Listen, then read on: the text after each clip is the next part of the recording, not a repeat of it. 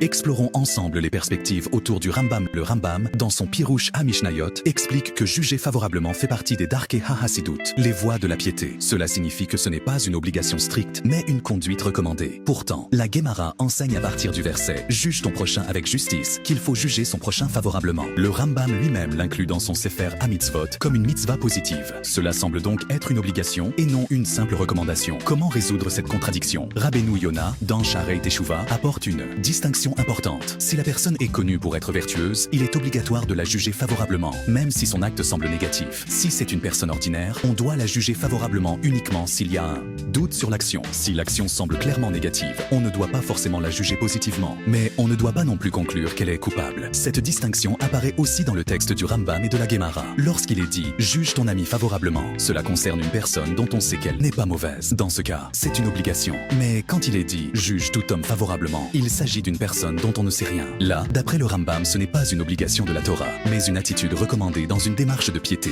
Si ce sujet vous a intéressé, n'oubliez pas de liker et de partager. Et si vous souhaitez approfondir ces sujets, n'hésitez pas à vous procurer notre nouvelle édition traduite et commentée du Mishneh Torah.